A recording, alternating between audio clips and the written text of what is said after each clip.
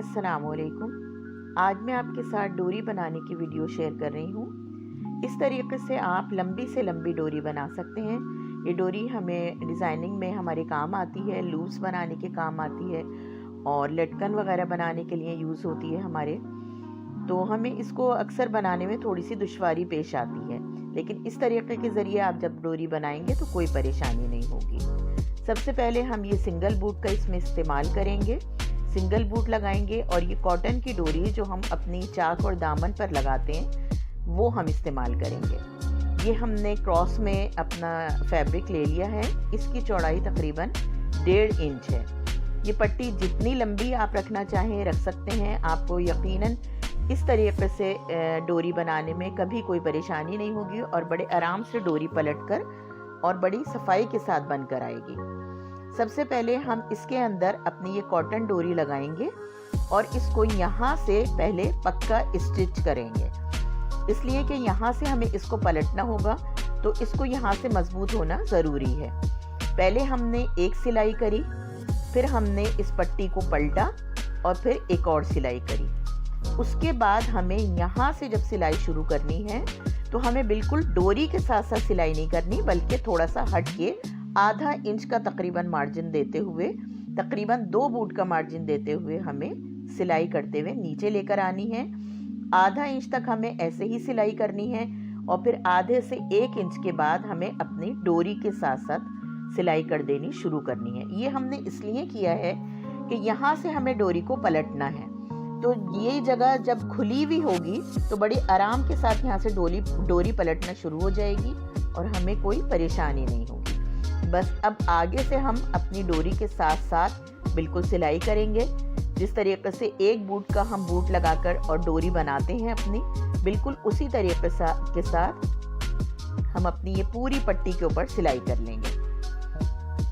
ये इस तरीके से सिलाई हो रही है। अब ये हमारी सिलाई बिल्कुल हमारी डोरी के साथ साथ आ रही है। आप देख रहे हैं कि कितनी लंबी मैंने ये पट्टी ली है। कहीं इसमें कोई जोड़ भी नहीं था, लेकिन अगर जोड़ भी आ रहा हो तो आप उसको इस्त्री की मदद से खोल लें। अब इस कॉर्नर को हम सुई धागे से 2-4 टांके और लगा के और मज़ीद और पक्का कर लेंगे, क्योंकि जब हम डोरी को खींचेंगे तो डोरी पर प्रेशर पड़ेगा और फिर वो वहाँ से निकल सकती है। अब ये देखें आप, मैंने डोरी को खींचना शुरू करा। अब ये कॉर्नर चूंकि हमने बहुत खुला बनाया था तो ये बड़ी आसानी के साथ अंदर की तरफ चला जाएगा। ये देखें, ज़रा सा नाखून से करने से ये फ़ौरन अंदर की तरफ जाना शुरू हो गया, पलटना शुरू हो गया और अब आगे जाकर इसको पलटने में कोई हमें दिक्कत महसूस नहीं होगी।